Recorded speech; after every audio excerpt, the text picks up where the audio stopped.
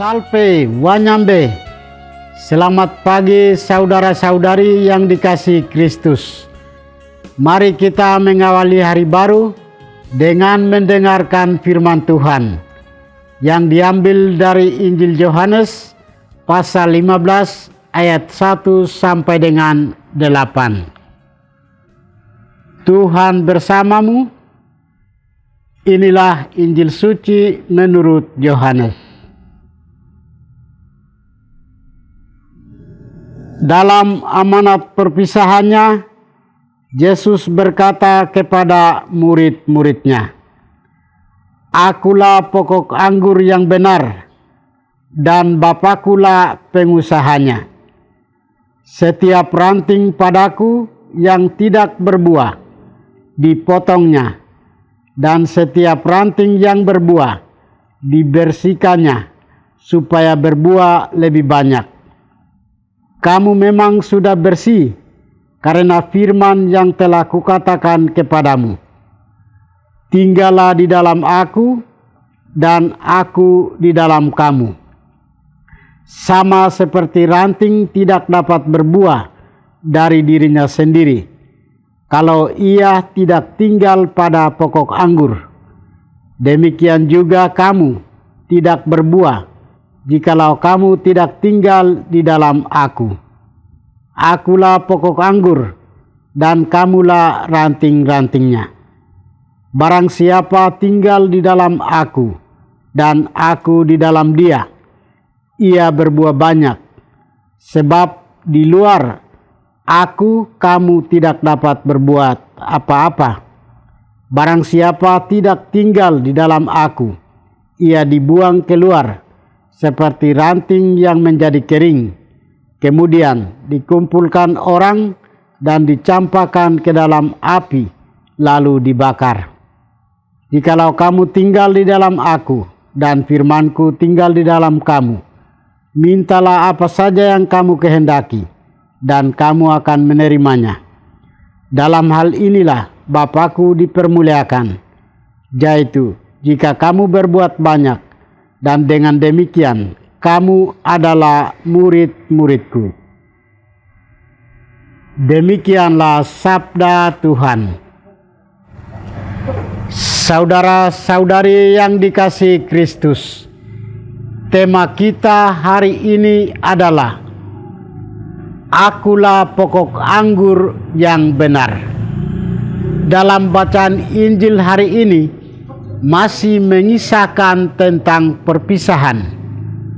Dalam amanat perpisahannya, Yesus menegaskan bahwa dirinya adalah pokok anggur dan Bapanya sebagai pengusahanya.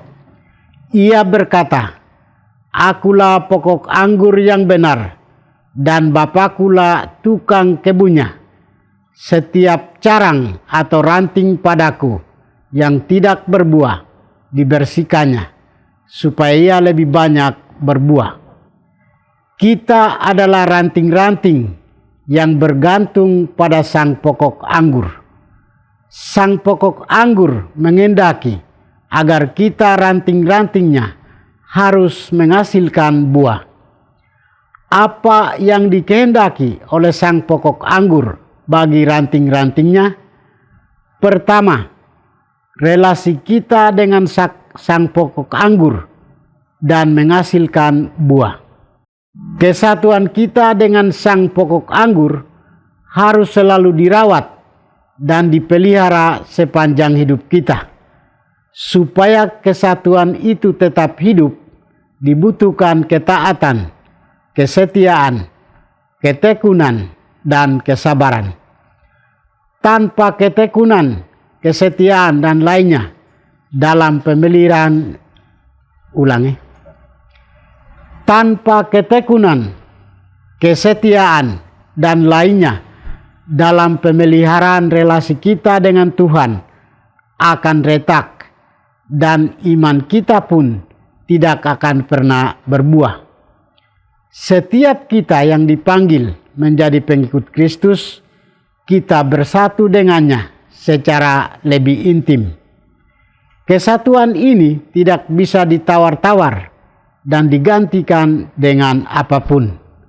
Sebab Dialah sumber satu-satunya kehidupan kita. Dialah sumber hidup iman kita. Maka kita bersatu dengannya. Iman kita semakin bertumbuh, berkembang, dan menghasilkan buah yang berkelimpahan dan menjadi berkat bagi banyak orang. Menghasilkan buah berarti kita menjadi saksi-saksi Kristus yang bangkit. Kita menjadi pembawa kabar sukacita, kabar gembira, damai sejahtera, dan keselamatan bagi sesama dalam nama Kristus. Kedua, dalam kehidupan, dalam kebersamaan. Dalam hidup bersama, kita harus mengembangkan dan memelihara cinta kasih, kedamaian, sukacita, kerukunan, dan lainnya.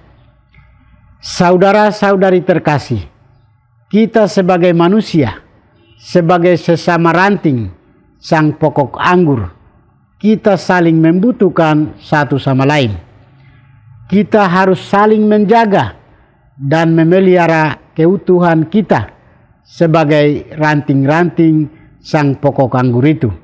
Kita saling berbagi berkat Tuhan dan saling mengampuni serta saling menghormati dalam hidup kebersamaan kita.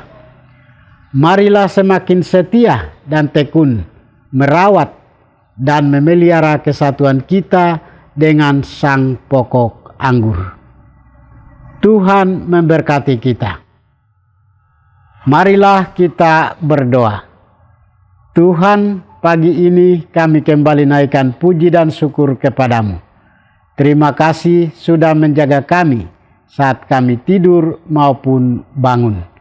Terima kasih untuk udara sejuk dan segar pagi ini. Kami mohon, bukalah mata hati kami, agar kami mampu memandang kemurahan dan karya-Mu. Mampukanlah kami, agar kami boleh memuji dan memuliakan-Mu melalui pekerjaan dan pelayanan kami hari ini. Bukalah hati kami, agar kami menyadari kesalahan kami dan bertobat.